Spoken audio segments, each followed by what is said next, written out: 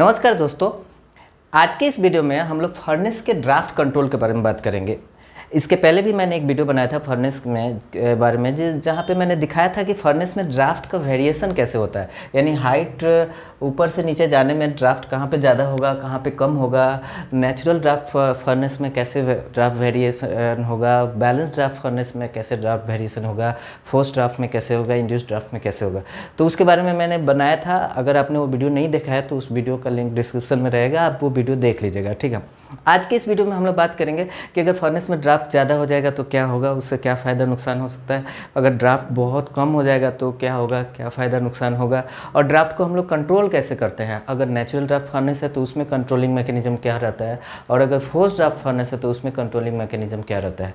तो इसके बारे में डिटेल में बात करेंगे। बट डिटेल में बात करने के पहले ना फर्नेस के कुछ बेसिक्स ऑपरेशन समझ लेते हैं कि फर्नेस में ऑपरेशन कैसे होता है। तो उसको समझने से ना ये ड्राफ्ट का कंट्रोलिंग मैकेनिज्म हम लोग को थोड़ा अच्छे से समझ में आ जाएगा। तो एनीवे, तो अब ये यहाँ पे जस्ट मैंने एक डायग्राम बना रखा है। ये फर्नेस है और ये फर्नेस में आप ये देखो, ये प्रोसेस फ्लूइड है यहाँ पे। और ये प्रोसेस फ्लूइड ना पहले क्या होता है कि जनरली उसके 2-3 रो ऑफ ट्यूब ना कन्वेक्शन जोन में जाता है। तो ये जो जोन है ना, ये यहाँ से यहाँ तक रेडिएशन जोन है। ठीक है, जहाँ पे रेडिएशन होता है। और ये ऊपर वाला जो जोन है ना, यहाँ से यहाँ तक ये जो पूरा जहाँ पे ट्यूब्स जाते हैं, तो ये आपका कन्वेक्शन जोन है। ठीक है, तो अभी क्या है ना कि जो प्रोसेस फ्लूइड है ना, पहले कन्वेक्शन जोन में जाता है, फिर उसके बाद ये जो नीचे वाला जो जोन है जहाँ पे रेडिएशन जोन है, वहाँ पे रेडिएशन जोन में गया और हीट होकर के ये कॉइल आउटलेट निकल गया। कहीं कहीं पे नीचे से निकलेगा, कहीं कहीं पे बीच से निकलेगा। एक पास मान लो ऊपर से घुसा, बीच से निकला है, एक पास कन्वेक्शन से हीट होने के बाद नीचे आ गया और फिर वो हीट होकर के बीच से निकला। इस तरह से भी होता है, तो अलग अलग कन्फिग्रेशन होता है। तो एनीवे, तो ये जो जोन है ना, इसको फायर बॉक्स भी बोलते हैं हम लोग, जहाँ पर रेडिएशन जोन होता है। और ये जो पहला जो 2 रो ऑफ ट्यूब है ना, जो कन्वेक्शन जोन का, इसको शॉक ट्यूब बोलते हैं, शॉक ट्यूब। और इसके ऊपर वाला जो जोन है ना, जिसको पूरा कन्वेक्शन जोन बोलते हैं। जैसे उसमें प्रोसेस फ्लूइड को थोड़ा हीट कर लिया, नहीं हुआ और भी टेम्परेचर रह गया फ्लू गैस को, तो एमपी स्टीम को हीट कर लिया, सुपर हीट कर लिया, एलपी स्टीम को सुपर हीट कर लिया। इस तरह से कन्फिग्रेशन रहते हैं, अलग अलग फर्नेस में अलग अलग रहता है। अगर फ्लू गैस का टेम्परेचर ज़्यादा रह जा रहा है तो उसको हीट को रिकवरी करने के लिए एमपी स्टीम को भी हीट कर लिया, एलपी स्टीम को भी हीट कर लिया, फिर भी रह गया तो एयर को भी प्री हीट कर लिया। जैसे यहाँ पे एयर प्री हीटर लगा, तो अलग अलग फर्नेस में अलग अलग कॉन्फ़िगरेशन हो सकता है। एनीवे, यहाँ पे हम इसको बेसिक बात ये बताना चाह रहे हैं कि ये जो कॉइल्स हैं ना, जो ट्यूब्स हैं, जो कि जैसे यहाँ पे लिखा है, मतलब ये हॉरिजॉन्टल ट्यूब है, ऐसे वर्टिकल ट्यूब्स भी होते हैं। तो अब ये जो ट्यूब्स है ना, इसका जो मेटलर्जी होता है ना, वो रेडिएशन जोन में अलग होता है और कन्वेक्शन जोन में अलग होता है। क्योंकि रेडिएशन जोन में बॉक्स का टेम्परेचर, जो फायर बॉक्स है उसका टेम्परेचर बहुत ज़्यादा होता है, बहुत ज़्यादा इन द सेंस कि 770, 80, 800, 900, 1000, 1200, 1300 इस तरह से रहता है। और कन्वेक्शन जोन में टेम्परेचर घट जाता है। कन्वेक्शन जोन में अगर इधर 1200-1300 है तो उधर 600-700 होगा, इधर 700-800 है तो इधर 300-400 होता है, तो टेम्परेचर कम होता है। इसीलिए इधर जो ना हाई स्ट्रेंथ मेटलर्जी का रिक्वायरमेंट होता है और कंपेयर टू कन्वेक्शन जोन। तो जनरली क्या होता है कि इस तरह के जो रेडिएशन जोन है ना, इसमें जो मेटलर्जी होता है वो जनरली मैंने देखा P9 होता है, मतलब एलॉय स्टील होता है। एलॉय स्टील किसको बोलते हैं? देखो, कोई भी स्टील है ना, उसमें अगर क्रोमियम आ जाता है ना तो उसमें एक कोरोजन रेजिस्टेंस क्रिएट हो जाता है। ठीक है, तो अगर क्रोमियम का परसेंटेज अगर 12% से कम है और 1% से ज़्यादा है तो ऐसे स्टील को एलॉय स्टील बोलते हैं। तो जैसे कि P9 अगर मैं बोल रहा हूँ तो एक एलॉय स्टील है जहाँ पे 9% क्रोमियम है। ठीक है, 9% क्रोमियम। क्रोमियम क्या होता है ना कि क्रोमियम जो है, जब कोरोजन से उसका जो प्रोडक्ट बनता है ना, क्रोमियम ऑक्साइड, वो क्या होता है, मटेरियल के सरफेस पे ही बैठ जाता है और वो फिर फर्दर कोरोजन को रोक देता है। तो क्रोमियम के कारण से कोरोजन रेजिस्टेंस आता है। तो जितना ज़्यादा क्रोमियम उतना ज़्यादा रेजिस्टेंस। और क्रोमियम का परसेंटेज अगर 9% से ज़्यादा बढ़ के अगर 12% से ज़्यादा हो जाता है ना, तो ऐसे स्टील को स्टेनलेस स्टील बोलते हैं, मतलब उसमें कोरोजन ही नहीं होगा, इसलिए स्टेनलेस स्टील बोलते हैं। ठीक है, बट एनीवे, यहाँ पे जो ये जो होता है स्टेनलेस स्टील नहीं यूज होता बट कि एलॉय स्टील। तो जैसे यहाँ पे 9% क्रोमियम यूज हो रहा है। अब ऊपर जो कन्वेक्शन जोन है ना, वहाँ पे कैसे किस तरह क्रोमियम यूज होता है, जैसे P11 मतलब 1.25%, इस तरह, जैसे P22 मतलब 2.25%, इस तरह से रहता है। तो थोड़ा लोअर मेटलर्जी है क्रोमियम का, थोड़ा लो परसेंटेज रहता है। तो ये इस तरह का रहता है। अभी ये क्यों मैं डिस्कस कर रहा हूँ इसके बारे में अभी आपको बात समझ में आएगा।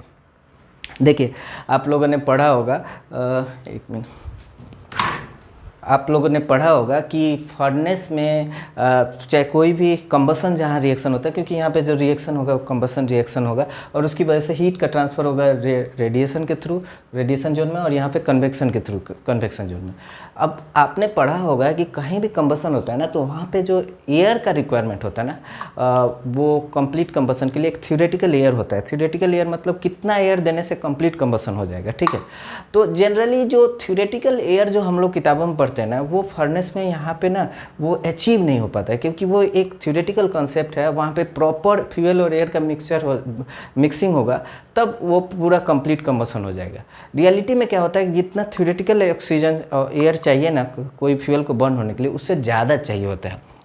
तभी जाके, क्योंकि यहाँ पे उस तरह का मिक्सिंग नहीं हो रहा है ना, तो अब ज़्यादा चाहिए तो कितना ज़्यादा। अब ये कितना ज़्यादा है ना, ये एक्सपेरिमेंट से ही डिसाइड हो पाता है हर एक फर्नेस के, ठीक है। ये आप थ्योरेटिकली बोल ही नहीं सकते कि 2% ज़्यादा दोगे तो कंप्लीट कंबसन हो जाएगा, ये 4% ज़्यादा देने से होगा या 6% से होगा, क्योंकि 10% भी एक्स्ट्रा ऑक्सीजन देने को पड़ सकता है। तो फिर कैसे डिसाइड करोगे, ठीक है। तो कैसे डिसाइड करने के लिए ना एक बहुत अच्छा एक्सपेरिमेंट है। एक्सपेरिमेंट कुछ नहीं कि आप जो फर्नेस में, ये जैसे ये बर्नर है जो कि घटिया सा डायग्राम यहाँ पे बना रखा है मैंने, डायग्राम बनाने तो मुझे आता ही नहीं है। एनीवे, तो यहाँ पे फ्यूल गैस जा रहा है, सपोज करो ये फ्यूल गैस जा रहा है।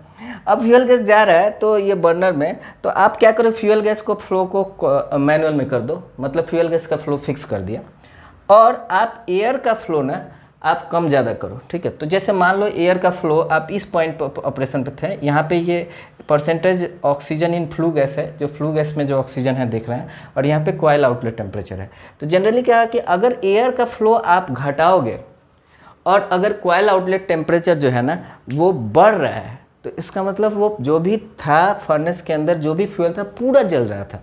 इसका मतलब कंप्लीट कंबसन हो रहा था, और जो एयर था वो एक्स्ट्रा एयर था। तभी ना आपने एयर घटाया तो कॉइल आउटलेट टेम्परेचर यानी प्रोसेस का कॉइल आउटलेट टेम्परेचर बढ़ रहा है, क्योंकि एक्स्ट्रा एयर को भी हीट करने के लिए आपका फ्यूल लॉस हो रहा था। तो एक्स्ट्रा एयर कम होने से आपका कॉइल आउटलेट टेम्परेचर जो है, फ्यूल जो है पूरा हीट जो है आपको कॉइल आउटलेट मैंने प्रोसेस फ्लूइड को ही दिया, तो कॉइल आउटलेट टेम्परेचर बढ़ गया।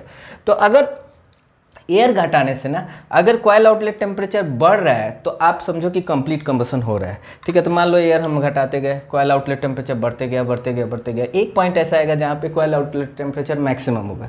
फिर फर्दर अगर आप एयर घटाओगे ना तो कॉइल आउटलेट टेम्परेचर घटने लगेगा। तो घटने लगेगा ना तो वहाँ पर इसका मतलब वो पार्शियल कंबसन मोड में चला गया।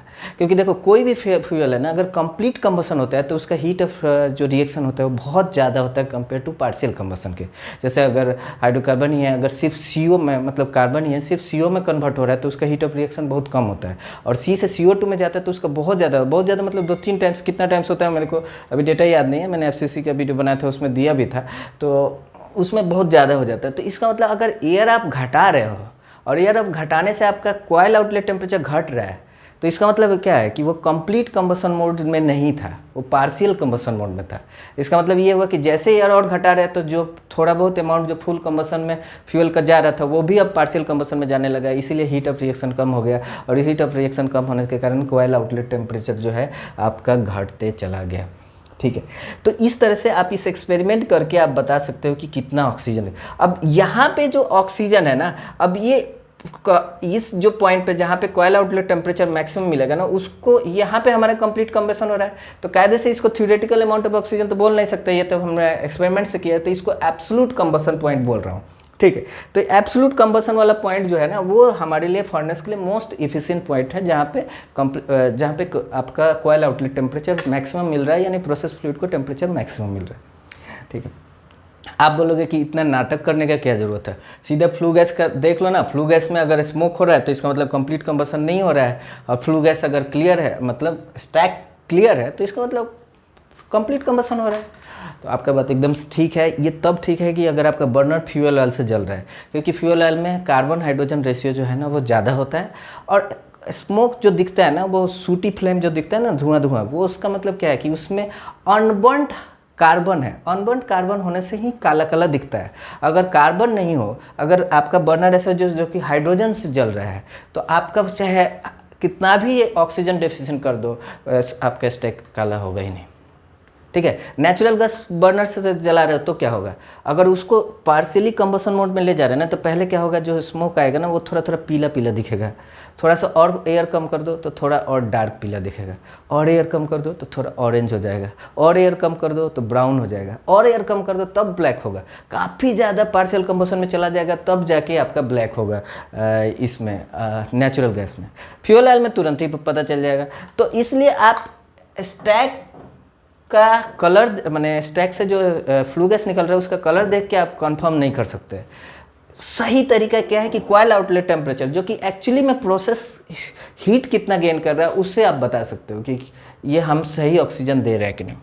ठीक है, तो ये एक बात है। दूसरा ये कि आप बोलोगे ठीक है, हमको इतना नाटक करने की क्या जरूरत है, हम ऑक्सीजन एनालाइजर लगा लेते हैं, ऑक्सीजन एनालाइजर बता देगा कि हमारे एक्सेस ऑक्सीजन हो रहा है कि नहीं। तो देखिए ये भी सही नहीं होगा। मैंने बोला ना कि कितना परसेंट ऑक्सीजन से पूरा कंप्लीट कंबसन होगा, ये आप बोल नहीं सकते। हो सकता है किसी फर्नेस में 2% सही हो जाता हो, किसी में 5% भी, उससे भी हो सकता है, एक बात। दूसरा ये है कि जो ऑक्सीजन एनालाइजर है ना, उसका पोजीशन कहाँ पे, उस पर भी डिपेंड करता है। देखिए ये जो जोन है ना, इसको आर्क जोन बोलते हैं। अगर यहाँ पे ऑक्सीजन एनालाइजर लगा रहे हैं और यहाँ से ऑक्सीजन मेजर कर रहे हैं तो वो एक थोड़ा सही प्रेडिक्शन कर सकता है। लेकिन अगर मान लो ऑक्सीजन एनालाइजर मैंने स्टैक में लगा दिया, ये देखने के लिए कि जो फाइनली जो फ्लू गैस बाहर जा रहा है उसमें कितना ऑक्सीजन है, और उसके बेसिस पे अगर हम डिसीजन ले रहे हैं ना, तो बहुत भयंकर स्थिति हो सकती है। क्यों हो सकती है? क्योंकि क्या होता है ना, फर्नेस जो है तो होता है ना, वो प्रेशर मतलब ऐसा नहीं होता कि लीक प्रूफ इक्विपमेंट है। रिफाइनरी में जो फर्नेस होता है ना, लीक प्रूफ इक्विपमेंट नहीं होता है। देखो जितने भी कॉलम वेसल होते हैं ना, उसमें हम लोग हाइड्रोकार्बन देने के पहले उसका लीक टेस्ट करते हैं। कहीं कहीं हाइड्रो टेस्ट होता है, कहीं कहीं न्यूमेटिक टेस्ट होता है, कहीं कहीं हाइड्रोजन से प्रेशराइज करके टेस्ट होता है। लेकिन फर्नेस का टेस्ट ही नहीं होता है। तो फर्नेस में लीक तो रहता ही है। लीक क्यों रहता है? देखो फर्नेस का ना, हम लोग इसको अंदर का ऑपरेशन देख सकते। यही एक ऐसा इक्विपमेंट है ना कि हम लोग अंदर देख सकते हैं कि वो चल क्या रहा है वहाँ पे। तो इसके लिए पीप होल्स लगे होते हैं, जहाँ पे हम लोग खोल के और देख पाते हैं। हालांकि शीशा लगा रहता है, पर शीशा से देख पाते हैं कि अंदर क्या हो रहा है। तो फर्नेस में बहुत सारे पीप होल्स रहते हैं। इसके अलावा एक्सप्लोजन डोर रहता है कि अगर फर्नेस कभी प्रेशराइज हो जा रहा है तो आर्क जोन में एक्सप्लोजन डोर रहता है, वहाँ से माने गैसेज बाहर निकल जाएगा प्रेशराइज होके, और फर्नेस एक्सप्लोड होके फूटने से बच जाए। ठीक है, एक्सप्लोजन डोर होता है, पीप होल्स होता है। इसके अलावा और भी ट्यूब्स का जहाँ जाइए होता है। तो बहुत सारे इधर जो होते हैं ना, इधर बहुत सारे लीकेज होते हैं, और जहाँ पे ना बाहर से एयर जो है ना वो अंदर जाते रहता है। इसको ट्रैम्प एयर भी बोलते हैं। ठीक है, ट्रैम्प एयर भी बोलते हैं। तो क्या है, अगर फर्नेस में ये क्या करने के लिए ऑक्सीजन, यहाँ पे स्टैक में ऑक्सीजन जो है ना दिखा रहा है, तो इसका ज़रूरी नहीं है कि यहाँ से एक्सेस ऑक्सीजन ही ऊपर गया है वही दिखा रहा है। हो सकता है लीक की वजह से दिखा रहा हो, ये भी हो सकता है। इसीलिए ये स्टैक ऑक्सीजन ना कभी भी गाइडिंग फैक्टर नहीं हो सकता है कि आपका फर्नेस में एक्सेस ऑक्सीजन है कि नहीं। आप बोल ही नहीं सकते उसको देख के। ठीक है, ये बहुत मिसगाइडिंग हो सकता है, और इसके बारे में मैं और फर्दर डिस्कशन भी करूँगा कि कैसे मिसगाइडिंग हो सकता है। बट एनीवे, तो ये जो ट्रैम्प एयर की वजह से ना ये स्टैक ऑक्सीजन सही नहीं है। सही तरीका यही है। ठीक है, एब्सोल्यूट कंबसन। हाँ, एक बार आप जरूर, ये हो सकता है कि अगर आप एक बार एक्सपेरिमेंट करके निकाल लिए कि कितना पे कंप्लीट कंबसन हो रहा है, मतलब तो कॉइल आउटलेट टेम्परेचर मैक्सिमम मिल रहा है, तो उसके बेसिस पे आप यहाँ पे ऑक्सीजन एनालाइजर का उस टाइम पे क्या वैल्यू है, उसके बेसिस पे आप एक अपने लिए सेट कर सकते हैं कि ठीक है यहाँ पे 5% ऑक्सीजन। बट फिर वो भी वेरी करेगा, आपका फ्यूल गैस का क्वालिटी चेंज हो गया तो वेरी कर सकता है। तो एनीवे, तो ये थोड़ा रहता ही है। तो एनीवे, तो ये थोड़ा बेसिक कंसेप्ट डिस्कस कर लिया। अब हम थोड़ा डिस्कस करेंगे कि ऑक्सीजन कम होने से प्रॉब्लम क्या होगा, ज़्यादा क्या होगा, थोड़ा इसको प्रॉब्लम कर लेते हैं। ठीक है, क्योंकि ड्राफ्ट क्यों कंट्रोल करना जरूरी है, वो इसलिए जरूरी है कि ड्राफ्ट से हम अंदर के ऑक्सीजन कम ज़्यादा कर पाएंगे। ठीक है, तो ड्राफ्ट कंट्रोल करना क्यों जरूरी है, इसके लिए समझना होगा कि ऑक्सीजन कम ज़्यादा होने से क्या दिक्कत होगा, क्या फ़ायदा होगा। ठीक है, तो एनीवे, तो अब मान लीजिए कि हम प्लांट को ऐसे ऑपरेट कर रहे हैं कि हम बैड ऑपरेशन मोड में हैं, यानी एब्सोल्यूट कंबसन से कम ऑक्सीजन दे रहे हैं। अब उसमें क्या दिक्कत होगा? उसमें दिक्कत ये होगा ना, देखिए क्या क्या दिक्कत होगा। एक तो ये दिक्कत होगा कि फ्यूल जो है हमारा कंप्लीट कंबसन नहीं हो रहा है, पार्शियल कंबसन हो रहा है। अगर फ्यूल पार्शियल कंबसन हो रहा है तो क्या होगा कि ऐसे केसेस में ना, जो अगर फ्यूल गैस का फ्लो अगर आप बढ़ाओगे ना, तो फ्यूल गैस का फ्लो बढ़ाने से फर्दर पार्शियल कंबसन बढ़ेगा। मान लो कि फ्यूल का 30% कंप्लीट कंबसन में जा रहा था, जब 50% कंप्लीट कंबसन में जा रहा था, बाकी पार्शियल कंबसन हो रहा था। तो ऐसे केसेस में फ्यूल गैस अगर और बढ़ाओगे ना तो क्या होगा कि 50% का और 20% ही अब कंप्लीट कंबसन में जाएगा, समझ रहे हैं ना। तो ऐसे केसेस में अगर बैड ऑपरेशन में मोड में चल रहा है ना तो ऑटोमेटिक टेम्परेचर कंट्रोल नहीं हो पाएगा। जनरली क्या होता है, फर्नेस का जो कॉइल आउटलेट टेम्परेचर होता है, जो फाइनली जो फर्नेस का आउटलेट टेम्परेचर होता है, जो कि हमारा मोस्ट इंपॉर्टेंट पैरामीटर होता है जिससे कॉलम का प्रोफाइल मेंटेन होता है, तो उसको कंट्रोल करने के लिए हम लोग वहाँ से एक टेम्परेचर कंट्रोलर होता है जो कि मास्टर कंट्रोलर होता है। फाइनली वो फ्यूल गैस का फ्लो कंट्रोल करता है और उसके बेसिस पे कॉइल आउटलेट टेम्परेचर कंट्रोल होता है।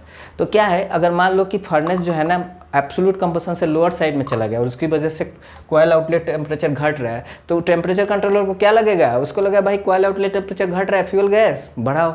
और फ्यूल गैस बढ़ाने से कॉइल आउटलेट टेम्परेचर फर्दर घट जाएगा, फर्दर घट गया। अब फर्दर घट गया तो टेम्परेचर कंट्रोलर क्या लगेगा, अरे और घट रहा है और बढ़ाओ, ठीक है। तो ये पूरा पॉजिटिव फीडबैक लूप में चला जाएगा कि मतलब जो आप एक्शन ले रहे हो तो उससे प्रॉब्लम सॉल्व होने की बजाय प्रॉब्लम एग्रीवेट हो जाता है, इसको पॉजिटिव फीडबैक लूप बोलते हैं। तो अब इसमें क्या हुआ कि अब जैसे जैसे कॉइल आउटलेट टेम्परेचर बढ़ रहा है ना, वैसे जैसे जैसे कॉइल आउटलेट टेम्परेचर घट रहा है, ये कंट्रोल वाल्व खोलते जा रहा है। ये बहुत ही हजारदस सिचुएशन हो गया, समझ रहे हैं, क्योंकि जो भी जा रहा है ना अंदर हाइड्रोकार्बन वो पूरा ठीक से जल ही नहीं रहा है, मतलब फ्यूल उतना ठीक से बर्न नहीं हो रहा है। और ऐसे केसेस में ना उसको सही तरीका ये है कि इस कंट्रोल वाल्व को मैनुअल में लो और फ्यूल गैस काटो। फ्यूल गैस काटने से कॉइल आउटलेट टेम्परेचर बढ़ने लगेगा। अगर मान लो कि सडन आप ये नहीं समझ पाए और सडन आप सोचो कि ये कंप्लीट कंबसन में नहीं जा रहा है, पार्शियल कंबसन में जा रहा है, और आपने सडन एयर बढ़ा दिया ना तो वहाँ पे धमाका हो सकता है। मान लो अंदर पूरा अनबर्न्ड हाइड्रोकार्बन पड़ा हुआ है और आपने सडन एयर बढ़ा दिया ना तो धमाका हो सकता है, कांड हो सकता है। तो इसलिए इस तरह का ये बैड ऑपरेशन में ये बहुत दिक्कत है। तो एक तो ये पूरा फायर बॉक्स के अंदर का दिक्कत बता दिए कि कंप्लीट कंबसन नहीं हो रहा है, झमेला हो रहा है। दूसरा, अब आगे और क्या क्या दिक्कत आ रहा है ये देखिए।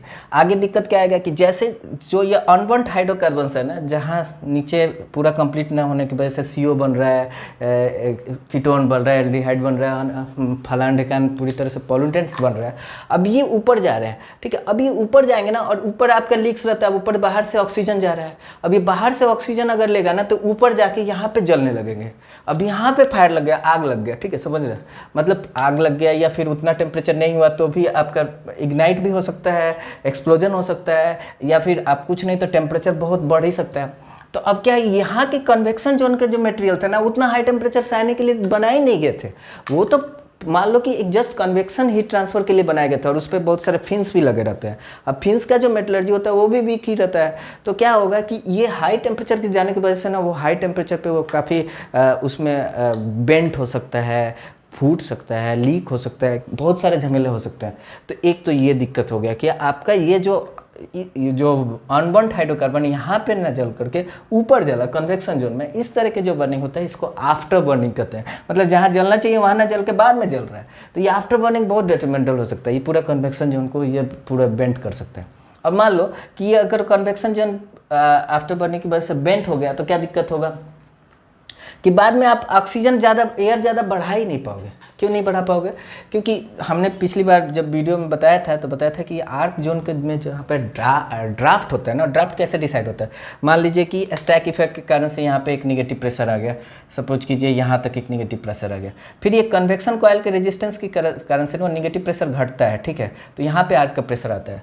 तो अगर ये ज़्यादा बेंट वेंट हो गया तो रेजिस्टेंस ज़्यादा क्रिएट हो जाएगा, तो यहाँ पर ड्राफ्ट जो है ना पॉजिटिव सेक्स की तरफ जाने लगेगा, तो आपको थ्रूपुट काटना पड़ेगा, बहुत झमेला हो जाएगा। तो आप समझ रहे हैं बिहाइंड बर्निंग, इसको बिहाइंड बर्निंग बोल सकते हैं, या बैड ऑपरेशन कितना डेट्रीमेंटल हो सकता है, ठीक है। तो ये आप इसके बारे में हमने एक बात किया, ठीक है। तो ये आफ्टर बर्निंग के कंसेप्ट के बारे में हमने बताया, ठीक है। ऑटोमेटिक कंट्रोल नहीं हो सकता।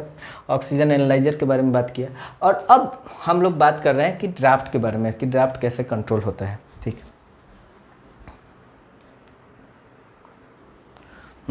तो अब हम लोग बात कर रहे हैं ड्राफ्ट के कंट्रोल के बारे में। ड्राफ्ट कंट्रोल क्यों करना ज़रूरी है, क्योंकि हमने काफ़ी बेसिक डेवलप कर लिया है। तो देखिए ड्राफ्ट मतलब यहाँ पे हम लोग जो कंट्रोलिंग करते हैं वो आर्क के पास का जो ड्राफ्ट है वो कंट्रोल करते हैं, क्योंकि आर्क ऐसा पॉइंट है जहाँ पे सबसे ज़्यादा प्रेशर है। अगर आर्क के पास ड्राफ्ट अगर मेंटेन कर पाए तो बाकी सब जगह वहाँ से तो ज़्यादा ही निगेटिव प्रेशर होता है, तो आर्क के पास का ही प्रेशर कंट्रोल करते हैं। तो अब देखिए अगर यहाँ पर ड्राफ्ट है ना, ड्राफ्ट जनरली कहा जाता है कि -3, -4, -5 mm वाटर कॉलम होना चाहिए, उससे ज़्यादा नहीं होना चाहिए, उससे कम भी नहीं होना चाहिए। ठीक है, कम मतलब ड्राफ्ट पॉजिटिव साइड में नहीं होना चाहिए और ज़्यादा मतलब बहुत निगेटिव भी नहीं होना चाहिए। क्यों नहीं होना चाहिए वो समझते हैं। अगर देखिए ड्राफ्ट अगर ना निगेटिव साइड में बहुत ज़्यादा हो जाएगा, जिससे -10 -12 -13 ना, तो इधर प्रेशर कम होने से ये जो ट्रैम्प एयर है ना, बाहर से जो लीक होकर के जो एयर आ रहा है ना, वो बहुत ज़्यादा आएगा। और वो बहुत ज़्यादा आएगा ना, तो एक चीज़, अगर नीचे पार्शियल कंबसन हो रहा था तो ऊपर जो भी हाइड्रोकार्बन अनबर्न्ड हाइड्रोकार्बन या CO ये सब जाएगा, यहाँ पे जलेगा, आफ्टर बर्निंग होगा और क्या प्रॉब्लम होगा इसके बारे में बात किए ही थे। दूसरा, अगर ये कंप्लीट कंबसन भी हो रहा था ना, तो ये एक्स्ट्रा एयर आने की वजह से ना ये जहाँ यहाँ का जो फ्लू गैस जा रहा था ना, वो ठंडा हो जाएगा। और ठंडा हो जाने की वजह से क्या होगा कि आपको कन्वेक्शन के जो आउटलेट में टेम्परेचर मिलना चाहिए था, यहाँ पे से कन्वेक्शन का आउटलेट में यहाँ पे जो टेम्परेचर मिलना चाहिए था वो बहुत कम मिलेगा। तो ऑब्वियसली कॉइल का आउटलेट टेम्परेचर भी घट जाएगा। तो कॉइल का आउटलेट टेम्परेचर घट जाएगा तो फर्नेस क्या करेगा, टेम्परेचर ऑटो कंट्रोल में होगा तो फ्यूल गैस और बढ़ाएगा। तो एक तरह से एफिशिएंसी का भी लॉस हो जाएगा। तो ड्राफ्ट बहुत निगेटिव होने पे एफिशिएंसी लॉस है और साथ में आफ्टर बर्निंग का दिक्कत है। आफ्टर बर्निंग से क्या क्या प्रॉब्लम आता है हमने बात की है। ड्राफ्ट पॉजिटिव होने में क्या दिक्कत है। ड्राफ्ट अगर पॉजिटिव साइड में जाएगा, मतलब पहले तो अगर मान लो पॉजिटिव साइड में जाएगा ना, तो एक तो ट्रैम्प एयर कम होगा, ठीक है। लेकिन आपको अगर कुछ ज़्यादा ज़रूरत से ज़्यादा पॉजिटिव हो जाएगा ना, तो क्या होगा कि इधर कुछ कुछ लीक है ना, तो अब फ्लू गैस बाहर निकलेगा। अब फ्लू गैस बाहर निकलेगा तो ये बहुत बड़ा सेफ्टी हजार्ड है। फ्लू गैस बाहर निकलने से सेफ्टी हजार्ड क्यों है, क्योंकि फ्लू गैस बहुत हॉट होता है, दूसरा टॉक्सिक होता है, उसमें सॉक्स होता है। और अगर अनवांटेड हाइड्रोकार्बन है तब तो CO भी होगा, एसीटोन कीटोन पता नहीं फलान डेकान जो भी होगा। तो ये बहुत ज़्यादा रिस्की सेफ्टी हजार्ड है। दूसरा कि जो ये फ्लेम जो है ना, अगर पॉजिटिव ड्राफ्ट होगा ना, तो फ्लेम जनरली जो सीधा रहता है ना, वो टेढ़ा हो जाएगा। टेढ़ा होकर के ये ट्यूब पे इंपीजमेंट करेगा, ट्यूब पे इंपीजमेंट करेगा। एक तो ये दूसरा ये भी हो सकता है ट्यूब पे इंपीजमेंट के अलावा अगर यहाँ पे जो भी सपोर्ट्स होते हैं ना, ये फ्लू गैस जब हॉट फ्लू गैस जाता है ना, जो कायदे से इधर जाना चाहिए था, इधर जाने से ये पूरा जो बॉक्स है ना, वो बॉक्स का जो मेटलर्जी होता है ना, आर्क सपोर्ट होता है, स्टील स्ट्रक्चर जो होता है ना, वो सब भी डैमेज हो सकता है। ठीक है, तो ये प्रॉब्लम हो सकता है। तो एनीवे, तो ड्राफ्ट का अब कंट्रोल कैसे करते हैं। कंट्रोल करने के लिए ना नेचुरल ड्राफ्ट में 2 ऑप्शन हैं। एक तो स्टैक डैम्पर, तो ये क्या ड्राइंग का क्या कांड हो गया है।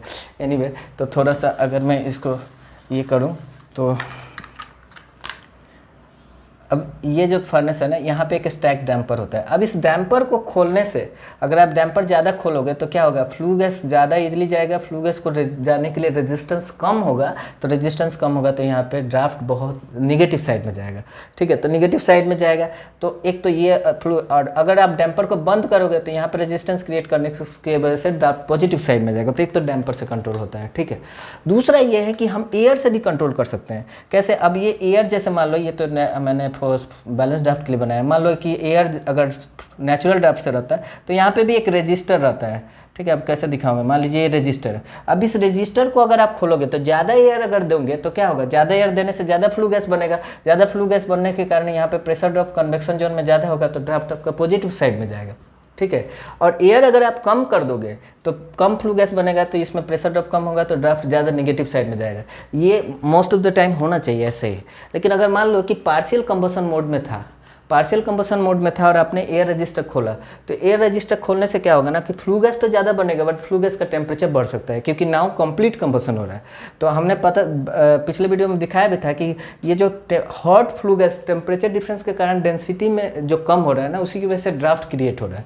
तो हो सकता है कि टेम्परेचर बहुत बढ़ गया, इसकी वजह से आपका डेंसिटी बहुत घट गया, तो हो सकता है कि ड्राफ्ट मैंने एयर रजिस्टर खोलने से भी यहाँ पे ड्राफ्ट ज़्यादा निगेटिव हो, ऐसा भी हो सकता है। ठीक है, तो मुझे लगता है इसको कंट्रोल करना आ गया। अब दूसरा ये है कि अब मान लीजिए कि ये अगर फोर्स ड्राफ्ट फर्नेस है, बैलेंस ड्राफ्ट फर्नेस, तो उसमें तो कुछ नहीं है। ID फैन होता है, ID फैन का हम लोग RPM कम ज़्यादा करके हम लोग ड्राफ्ट को चेंज कर लेते हैं। ऑब्वियसली यहाँ पे FD फैन है, FD फैन का भी RPM कम ज़्यादा करके भी कर सकते हैं। तो FD फैन का अगर RPM बढ़ाएंगे तो हवा बढ़ेगा, हवा बढ़ने से मोस्ट ऑफ द केसेस में हवा बढ़ने से ड्राफ्ट आपका पॉजिटिव साइड में जाएगा।